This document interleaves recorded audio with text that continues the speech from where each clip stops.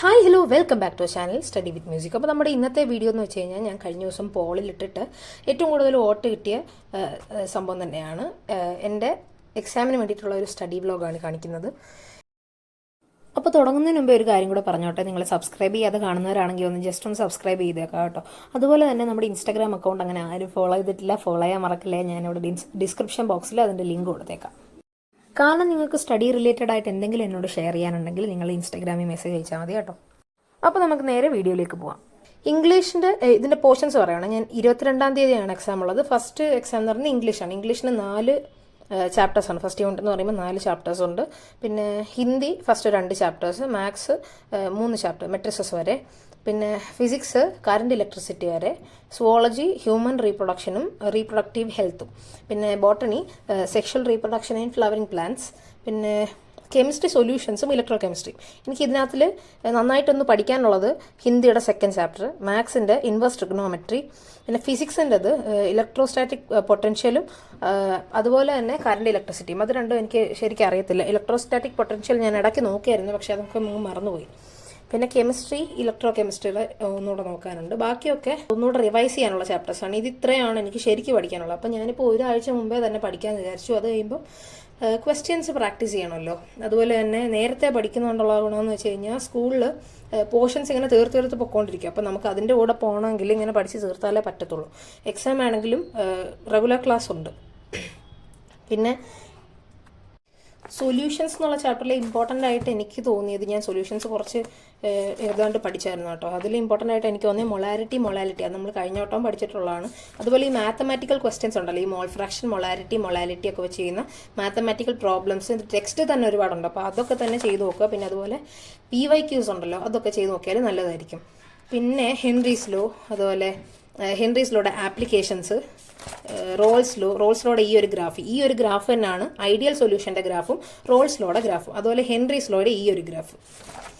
പിന്നെ ideal സൊല്യൂഷൻസും non ideal സൊല്യൂഷൻസും തമ്മിലുള്ള difference, അതുപോലെ നോൺ ഐഡിയൽ സൊല്യൂഷൻസിലെ തന്നെ പോസിറ്റീവും നെഗറ്റീവും ഡീവിയേഷൻ കാണിക്കുന്നവരില്ലേ, അവരുടെ ഡിഫറൻസ്, അതുപോലെ കൊളിഗേറ്റീവ് പ്രോപ്പർട്ടീസിൻ്റെ മറ്റേ ഇക്വേഷൻസ് ഒക്കെ ഉണ്ടല്ലോ, റിലേറ്റീവ് ലോവറിംഗ് ഓഫ് വേപ്പർ പ്രഷറിൻ്റെ ഇക്വേഷൻ, അതുപോലെ ഓസ്മോസിസിൻ്റെ boiling point, elevation of boiling point, depression of freezing point, ഇതിൻ്റെ എല്ലാ ഇക്വേഷൻസ് പഠിച്ചാൽ ഇതുണ്ടോ. ഈ ടെക്സ്റ്റിൻ്റെ സൈഡിൽ തന്നെ ഒരുപാട് ക്വസ്റ്റ്യൻസ് ഉണ്ട്, NCERT ബേസ്ഡ് ആയിട്ടുള്ള.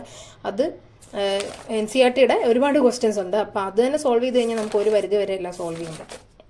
പിന്നെ ഓസ്മോസിസിൻ്റെ അഡ്വാൻറ്റേജസ് ഉണ്ട് കേട്ടോ, അത് പഠിക്കണം. അതുപോലെ റിവേഴ്സ് ഓസ്മോസിസ് എന്താണ്, ഓസ്മോട്ടിക് പ്രഷർ എന്താണ്, ഈ ഐസോട്ടോണിക്, ഹൈപ്പർട്ടോണിക്, ഹൈപ്പോട്ടോണിക്, ആ 3 ടൈപ്പ് സൊല്യൂഷൻസ് ഉണ്ടല്ലോ, അത് പഠിക്കണം. അതിൻ്റെ യൂസ് എന്ന് പറഞ്ഞു കഴിഞ്ഞാൽ ഈ എന്തുകൊണ്ടാണ് 0.9% NaCl സൊല്യൂഷൻ തന്നെ നമ്മുടെ ബ്ലഡിലേക്ക് ഇഞ്ചെക്ട് ചെയ്യുന്നതെന്നൊരു ചോദ്യം ചോദിക്കും. നമുക്ക് ഈ ടയേർഡ്നെസ്, വീക്ക്നെസ് ഒക്കെ വരുമ്പോൾ ഡ്രിപ്പ് ഇടത്തില്ലേ, അതിൽ 0.9% ഓഫ് NaCl സൊല്യൂഷൻ ആണുള്ളത്. എന്തുകൊണ്ടാണ് ആ കോൺസെൻട്രേഷനുള്ള NaCl സൊല്യൂഷൻ തന്നെ ഇഞ്ചെക്ട് ചെയ്യുന്നതെന്ന് ചോദിക്കും. അതിന് കാരണം എന്ന് വെച്ച് കഴിഞ്ഞാൽ നമ്മുടെ ബ്ലഡിലുള്ള ഫ്ലൂയിഡിൻ്റെയും അതുപോലെ ഈ 0.9% NaCl സൊല്യൂഷൻ്റെ ഓസ്മോട്ടിക് പ്രഷർ എന്ന് പറയുന്നത് സെയിം ആണ്. അതുകൊണ്ട് മാത്രമാണ് അങ്ങനെ ഇഞ്ചെക്ട് ചെയ്യുന്നത്. അല്ലെങ്കിൽ ഓസ്മോട്ടിക് പ്രഷർ അങ്ങോട്ടും ഇങ്ങോട്ടും കൂടുകയോ കുറയുകയൊക്കെ ചെയ്ത് കഴിഞ്ഞാൽ ബ്ലഡ് വെസൽസ് ചുരുങ്ങുകയും അതുപോലെ ഈ എന്താ പറയുന്നത്, അത് ഇലോങ്ങേറ്റ് ചെയ്യുകയൊക്കെ ചെയ്യും. അപ്പം അത് പഠിക്കണം. അതുപോലെ തന്നെ അബ്നോർമൽ മോളാമസ്, അതുപോലെ വാൻ ഹോഫ് ഫാക്ടർ എന്ന് പറയുന്ന ഒരു സംഭവം ഉണ്ടല്ലോ, അതുകൂടെ പഠിക്കണം. എനിക്ക് ഈ ചാപ്റ്ററിൽ ഇത്രയാണ് ഞാൻ മെയിനായിട്ട് ഫോക്കസ് ചെയ്തത്. പിന്നെ ഇലക്ട്രോ കെമിസ്ട്രി ഇനി നോക്കണം. പിന്നെ HSS ലൈവ് ഗുരുവിൻ്റെ അവരുടെ സൈറ്റ് നോക്കിയാൽ തന്നെ ഇഷ്ടം പോലെ ക്വസ്റ്റ്യൻസ് ഉണ്ട്. PYQs ആയാലും അല്ലാതെ ഉള്ള ക്വസ്റ്റ്യൻസ് ആയാലും ഉണ്ട്. പിന്നെ ഞാൻ എടുത്തതെന്ന് പറഞ്ഞാൽ ഇലക്ട്രോ കെമിസ്ട്രിയാണ്. ഇലക്ട്രോ കെമിസ്ട്രി ഒരു 1.5 മണിക്കൂർ എടുത്തിട്ടാണ് ഒന്ന് ഫിനിഷ് ചെയ്തത്. അത് എനിക്ക് കുറച്ച് ഭാഗമുള്ള ചാപ്റ്റർ ആയിരുന്നു. ഇപ്പോൾ ഓൾമോസ്റ്റ് എല്ലാം ക്ലിയർ ചെയ്തിട്ടുണ്ട്. 2 ചാപ്റ്റർ, പിന്നെ ബോട്ടണിയുടെ ആ ഒരു ചാപ്റ്റർ, പിന്നെ മാത്സിൻ്റെ ഇൻവേഴ്സ് ട്രിഗ്നോമെട്രി, അതുപോലെ കെമിസ്ട്രിയുടെ ഇലക്ട്രോ കെമിസ്ട്രി. എനിക്ക് ഇനിയും ഹിന്ദിയുടേതും അതുപോലെ ഇംഗ്ലീഷിൻ്റെതും കൂടെ വായിച്ച് നോക്കാനുണ്ട്. അപ്പോൾ അതാകുമ്പോൾ ഓൾമോസ്റ്റ് ഏറെ തീരും. പിന്നെ നാളെ ആകുമ്പോഴത്തേക്ക് ഓൾമോസ്റ്റ് ചാപ്റ്റേഴ്സ് എല്ലാം പഠിച്ച് തീരാൻ പറ്റും. അപ്പോൾ ഞാൻ റീപ്രൊഡക്റ്റീവ് ഹെൽത്ത് നോക്കിയപ്പോൾ അതിനകത്തിൽ PYQs നോക്കി കഴിഞ്ഞപ്പോൾ എനിക്ക് തോന്നുന്നത് ഏറ്റവും കൂടുതൽ ചോദിച്ചിട്ടുള്ളത് ഈ എന്താ പറയുന്നത്, ഈ ഇൻഫെർട്ടിലിറ്റിയുടെ അടിയിലുള്ള ഈ കുറേ വാക്കുകളുണ്ടല്ലോ, ടെക്നിക്സ് ഉണ്ടല്ലോ, സിഫ്റ്റ്, ഗിഫ്റ്റ്, ICSI, IUI, അതൊക്കെ എക്സ്പാൻഡ് ചെയ്ത് എഴുതാൻ ചോദിച്ചിട്ടുണ്ട്. അതുപോലെ തന്നെ കുറേ വട്ടം ചോദിച്ചേക്കുന്നുണ്ട് ഈ 8 ബ്ലാസ്റ്റോമിയ കണ്ടീഷൻ ആകുമ്പോഴത്തേക്ക് ഫെലോപ്പിയൻ ട്യൂബിലേക്ക് നമ്മൾ എംബ്രിയോയെ ട്രാൻസ്ഫർ ചെയ്യും. ആ പ്രോസസ്സിനെ പറയുന്ന പേരെന്താണ്? അതുപോലെ 8നെക്കാട്ടി കൂടുതൽ ബ്ലാസ്റ്റോമിയസ് ആവുന്ന സമയത്ത് യൂട്രസിലേക്ക് ട്രാൻസ്ഫർ ചെയ്യുന്നു. ആ പ്രോസസ്സിനെ പറയുന്ന പേര് എന്താണ്? അപ്പോൾ അതൊക്കെ വൺ വേർഡ് ആയിട്ടാണ് ചോദിച്ചേക്കുന്നത്. അപ്പം ഇത് പഠിക്കാൻ ഇച്ചിരി പാടാണെങ്കിലും പഠിച്ചു കഴിയുമ്പോൾ പിന്നെ വലിയ കുഴപ്പമില്ല, നോർമലായിട്ട് തോന്നും. വളരെ കുറച്ചേ ഉള്ളൂ. പിന്നെ നമുക്ക് ഈ പേരിനകത്തും തന്നെ ഓൾമോസ്റ്റ് എല്ലാം കണ്ടുപിടിച്ചെടുക്കാൻ പറ്റും. അപ്പോൾ ഇത് തെറ്റിയാലുള്ള കുഴപ്പമെന്ന് പറഞ്ഞാൽ ആ ഒരു മാർക്ക് അങ്ങ് പോകും മൊത്തമായിട്ട്. മറ്റേ കുറച്ചുകൂടെ വലുതായിട്ടാണെങ്കിൽ ഈ ഡിസ്ക്രിപ്റ്റീവ് ടൈപ്പ് ക്വസ്റ്റ്യൻസ് ആണ്, 2 മാർക്ക് 3 മാർക്കൊക്കെ ആണെങ്കിൽ നമുക്ക് എന്തെങ്കിലുമൊക്കെ അറിയത്തില്ലെങ്കിലും എഴുതാം ഈ പേരൊക്കെ വെച്ചെങ്കിലും. പക്ഷേ ഈ ചൂസ് ചെയ്യാനൊക്കെ ഉള്ള ഓപ്ഷൻസ് ആകുമ്പോൾ തെറ്റിക്കഴിഞ്ഞാൽ 1 മാർക്ക് മൊത്തമായിട്ട് പോകും. അപ്പോൾ അത് ഇത്രയും ശരിക്ക് പഠിക്കണം. അതുപോലെ തന്നെ അമ്നിയോസെൻറ്റസിസും അത് എന്തുകൊണ്ടാണ് ബാൻ ചെയ്തതെന്ന് ചോദിച്ചിട്ടുണ്ട്. അതേപോലെ തന്നെ സെക്ഷുവലി ട്രാൻസ്മിറ്റഡ് ഇൻഫെക്ഷൻസ് ഏതൊക്കെയാണെന്നല്ലേ, എന്താണ് അതിൻ്റെ ഡെഫിനിഷൻ ചോദിച്ചിട്ടുണ്ട്. അതുപോലെ തന്നെ ക്യൂർ ചെയ്യാൻ പറ്റാത്ത 3 ഏതൊക്കെയാണ്, അതുപോലെ അതെങ്ങനെ അവോയ്ഡ് ചെയ്യാം അതൊക്കെ ചോദിച്ചിട്ടുണ്ട്. അതുപോലെ തന്നെ ഈ reproductive and child health care ആ ഒരു ഓപ്പറേഷൻ്റെ മേജർ ടാസ്ക് ഏതൊക്കെയാണെന്ന് ചോദിച്ചിട്ടുണ്ട്. ആ 2 പോയിന്റാണ് എഴുതേണ്ടത് അതിന്.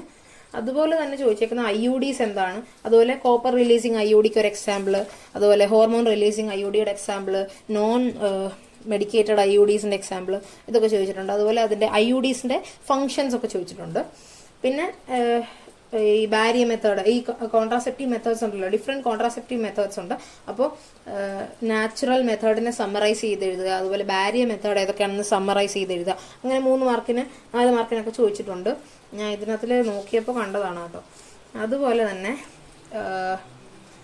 ഈ ഓഡ് വൺ ഔട്ടൊക്കെ കണ്ടുപിടിക്കാം. നമുക്ക് ഈ നാച്ചുറൽ മെത്തേഡ്സിൻ്റെ 3 തന്നിട്ട് പിന്നെ അതിനകത്ത് IUDs വരും, എന്നിട്ട് ഇതിനകത്ത് ഓഡ് വൺ ഔട്ട് കണ്ടുപിടിക്കാം. അപ്പോൾ അതിൻ്റെ ആൻസർ എന്ന് പറഞ്ഞാൽ IUD.